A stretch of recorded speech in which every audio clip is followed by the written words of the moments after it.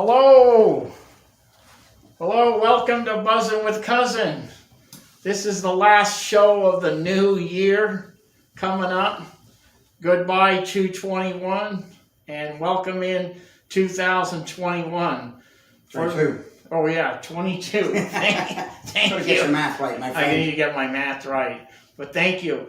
So I'm here and we're proud to be here at Galante Vineyard Tasting Room, one of the oldest wineries in Monterey County.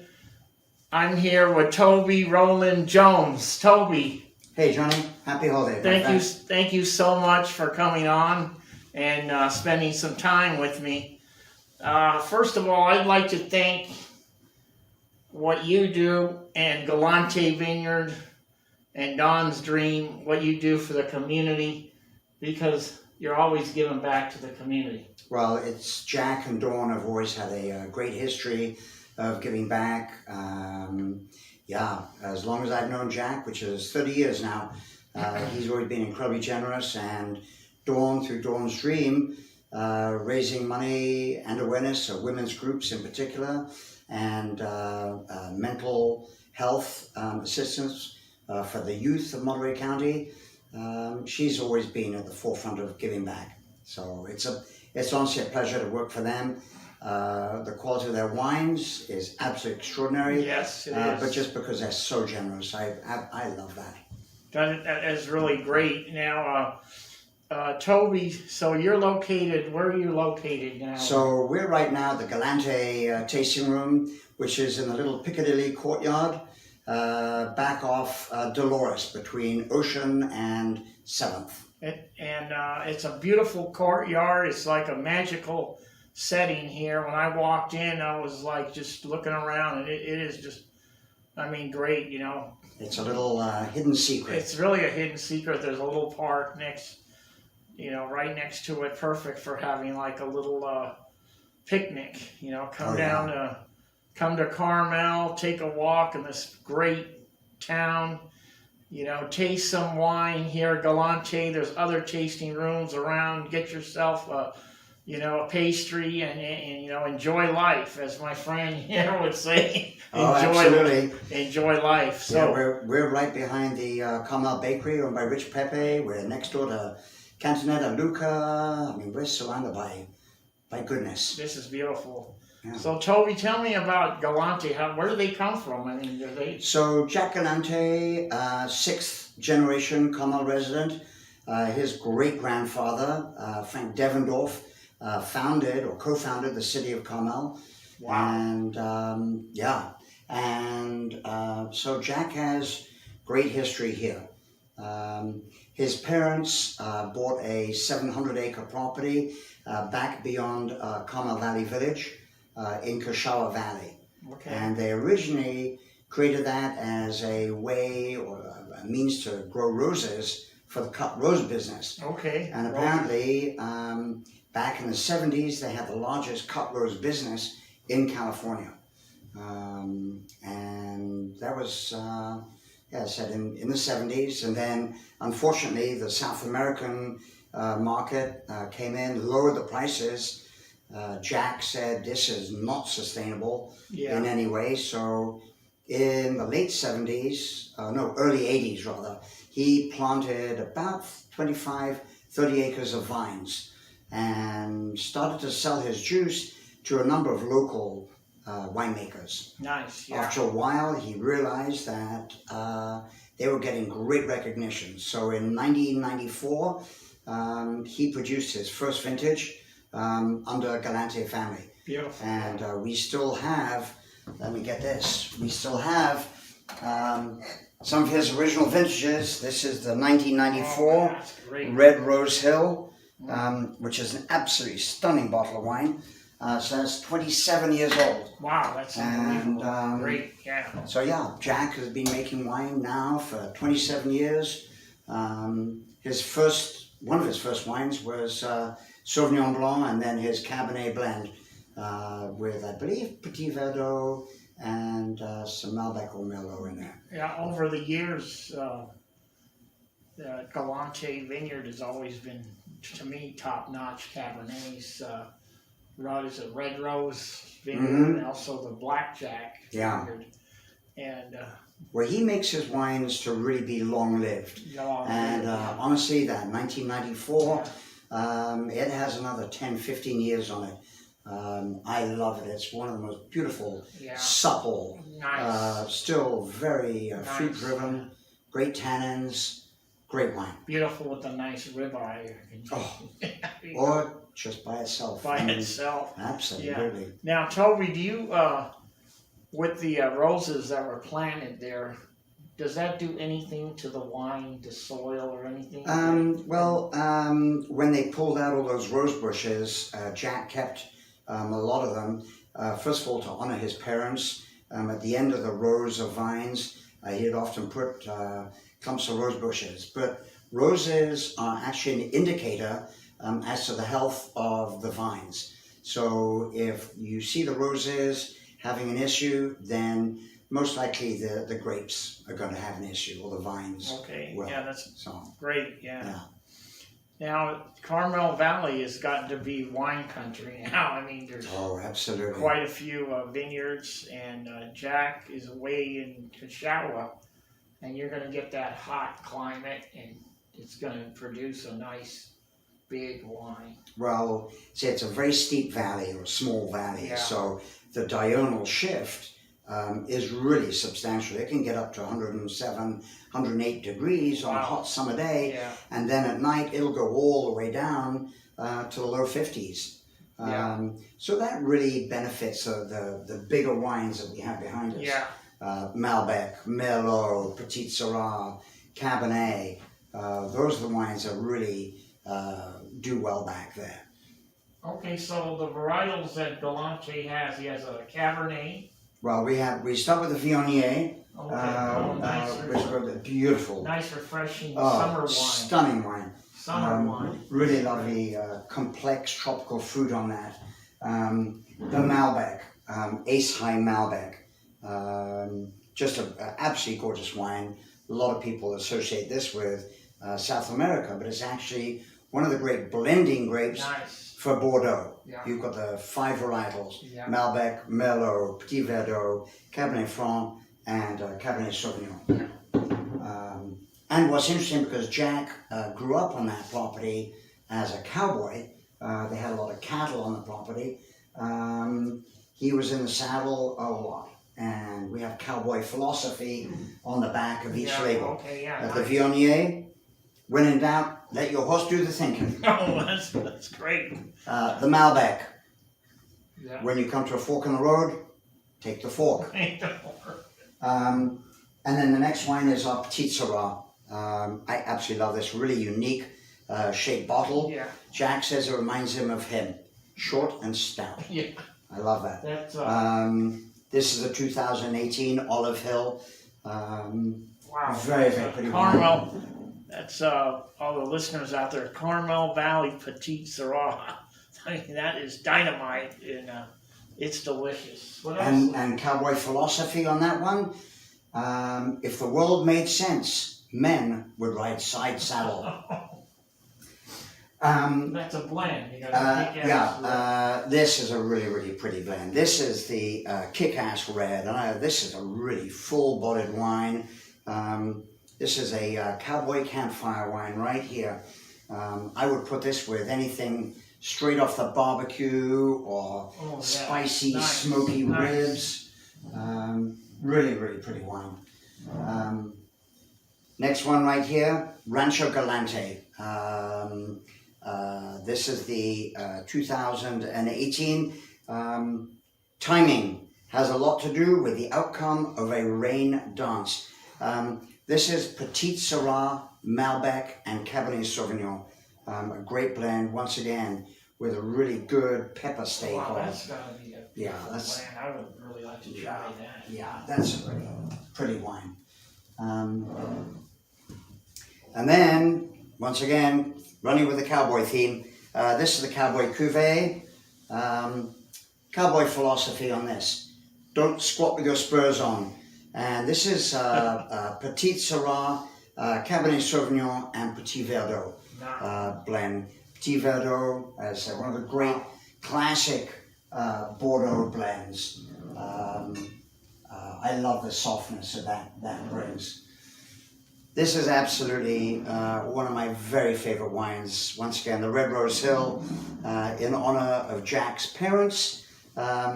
This is 76 Red Rose Hill, 76% Cabernet Sauvignon with 8% each of Malbec, Merlot, and Petite Syrah. This is the 2019.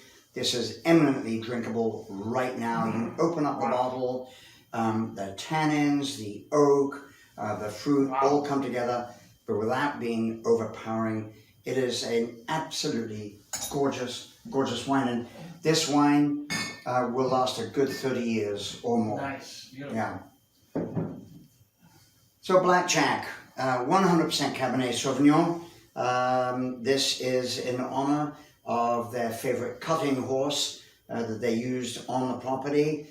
Blackjack lived to be 36 years old and is now buried on the property. Wow, 56 years old. 36 years old for a horse. That's pretty fantastic.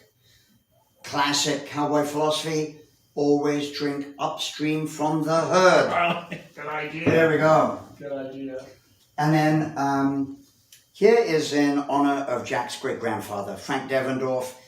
This is the legacy. And I love this. This is a really, really pretty blend. Yeah, it's a cab blend. And this is a wine. This is the 19. This really is a wine that should be laid down, enjoyed in 5 or more years from now. Here's a picture of Ocean Avenue, taken about 1915. We got the last one, is that it? That's it. Okay, now, what a lineup. I mean, this is a lineup. Absolutely. Come down and see Toby and taste some great wine and check out Carmel. You know what's great is that Jack, the tributes that he did to each wine, he's got a tribute to each wine. He's got a saying in the back.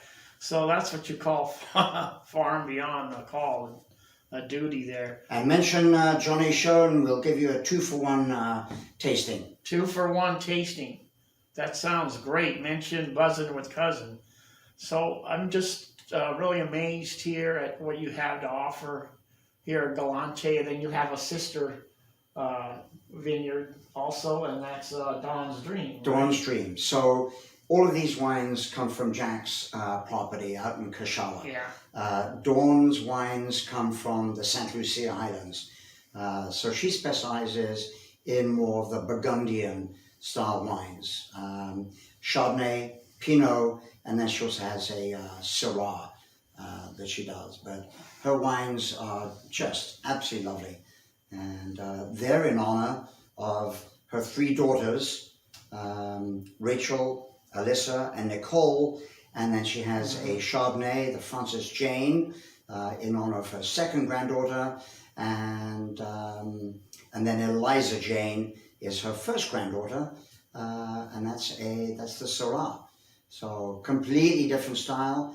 And as I said, that all comes from the Santa Lucia Highlands. Okay, now you know that Santa Lucia Highlands is one of the best, I would say, in the top, 3 or 4 or 5 in the California line. Oh, absolutely. What do you think? Yeah. Great notoriety and some phenomenal. What is it? Is it just that breeze or the ocean? I mean, what do you? So you have to imagine that we have a huge high pressure system that sits off the California coast, especially the central coast, during the summer. That protects us from the rains, and in part that's caused by the huge submarine trench that we have off the coast here. Creates really, really cold water. That meets the warm air from the land, creates all of that fog, cooling air. Now the Santa Lucia Highlands, Salinas Valley, salad bowl of the United States, that's almost at sea level. And it's bounded by, on the west, the Santa Lucia Highlands. So as the heat rises during the summer months, that heat rises, pulls in that cooler air. Yeah. There's always a good consistent wind. The grapes, Chardonnay and Pinot, sometimes some Syrah in the lower stretches, they absolutely love that cooler moisture. So that's what makes it such a great area. And of course, on the other side, you've got the Gabilan Mountains. You've got Chalon, which was one of the very first vineyards in the area. Is that Piscenas area? Yeah. Or pretty close? Yeah. So right up by the Pinnacles. Yeah. Yeah. Another good area. Yeah. Wow, this has really been a great education, learning about Galante Vineyard, one of the oldest vineyard in one of the oldest vineyards here in Carmel Valley. And we thank Toby for, giving us the scoop on that. And while I've got Toby here, I want to ask him a couple of questions, and that's, so Toby, where are you from, and how'd you end up in Monterey? I'm from Wales originally. I got here in 1978. I arrived in the Bay Area and lived in San Francisco for about 13 years. Then I was blessed to move to Big Sur for 20 years. Wow, great. Yeah, and that was pretty extraordinary. And I've been here in Carmel now for about 9 years. Now you, when I was doing, I've known you in the community, but I wanted to get more information, so I researched you, and you're one of the founders of the Big Sur Wine Festival. Yeah, I created Big Sur Food and Wine Festival. I had been working on a number of food and wine events, leading the teams of sommeliers and food service. The Masters of Food and Wine, the Central Coast Wine Classic, Santa Fe Wine and Chili Fiesta, and so I realized one day, coming back actually from Santa Fe, I was flying, and I realized, why don't we do a festival in Big Sur? I'd already been involved in the Big Sur Chanterelle Festival, which was the only festival in the world dedicated to just the Chanterelle. And then I thought, you know what, let's create this. So I got together a team of people and created that, and it's now a phenomenal success. I'm no longer involved, but I'm very happy for the people that have taken it over. My friends Elsa and Angus, and a lot of the original team. So that was really fun. I mean, what a magic to go to the most beautiful areas, probably in the whole country, and taste some beautiful wine and great food by some fantastic chefs here in the Monterey Peninsula. Big Sur Food and Wine. What an event. Yeah, and I created that really as a vehicle to showcase Big Sur as a beautiful place, to raise funds for the Big Sur community, but we only invited people that we knew and loved. All the wineries, all the chefs, people would get in touch with me and go, hey, I want to be part of this. Well, I don't actually know you. So once I get to know you, then maybe we'll extend an invitation. But initially, that was the founding force, was to really invite our friends, those we appreciated and loved. How many years has that been going on now? Gosh, I think it's 9, 10 years now. Wow, that's I forget. Time kaleidoscopes. As we get older. Whew. Well, I forgot the year. When we started the show, so I forgot the year. The pandemic threw me off. But you're a sommelier, right? Sommelier. I've been a sommelier, gosh, for a long, long time. That's great. I mean, you're here when you come down to Galante and you talk to Toby. I mean, you're going to get an education. I mean, you might even get a couple units of college credit after talking to this guy. Oh, I don't know about that. This guy knows his stuff. Now, one thing I want to say, Toby, is we had that 1 year of lockdown. I mean, we were locked down, and we were, climbing the walls, and what are we going to do? And, we're all on our computers, and we had musicians playing, we had museums doing events, we had authors. I mean, people were keeping us entertained, and you did a show. And it was so entertaining, and a lot of people just really enjoyed it. And it was called the Good Ship Pit Pit, and you're the captain. So can you explain that show? So one evening where I was living, I was about to go out for drinks with my girlfriend, but I thought, I have a craving for martini, and I very, very rarely drink martinis. But I made one, and I was nicely dressed, and so I stepped outside of the townhouse where I was living, and I said something along the lines of, "Well, it's Wednesday, and it's a perfect time for a martini, and here we are on the back deck of the ship, and pip, pip." And I have no idea where that came from. It just from the back of my tiny little brain. And a bunch of people, and I posted on Facebook, and a bunch of people said, "Well, pip, pip."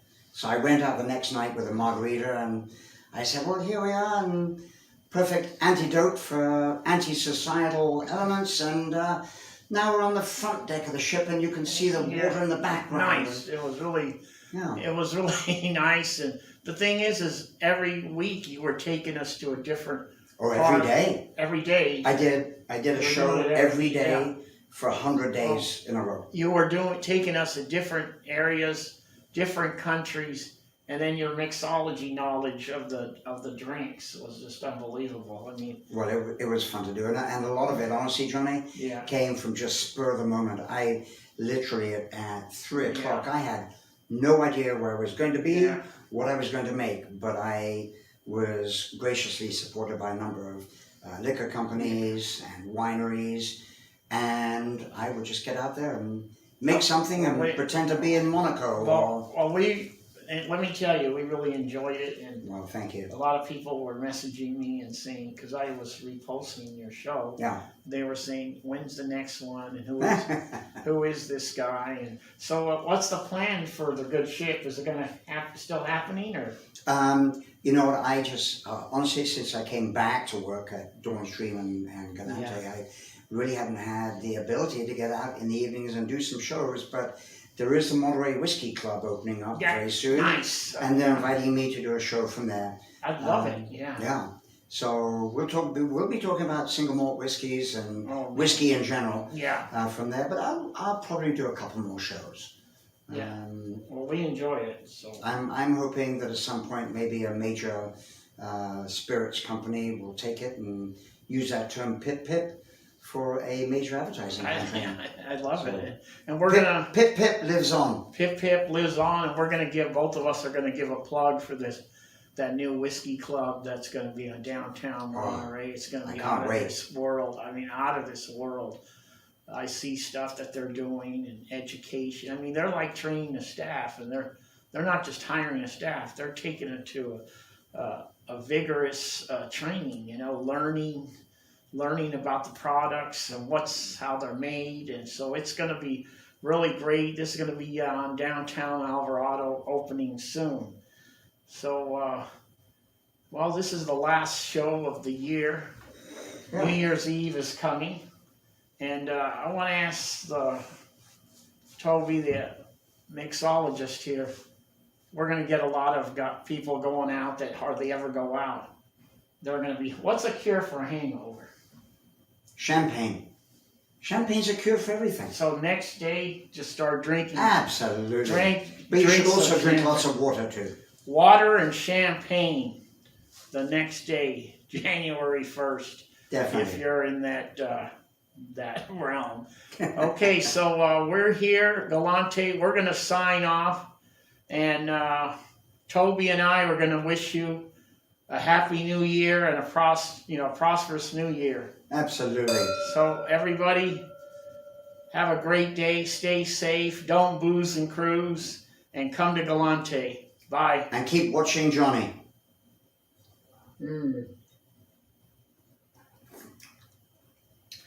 Out of this world. Thank you. There's a term for this, a technical term. What's DFJ. Damn fine juice. that? Happy New Year. Happy New Year, everybody.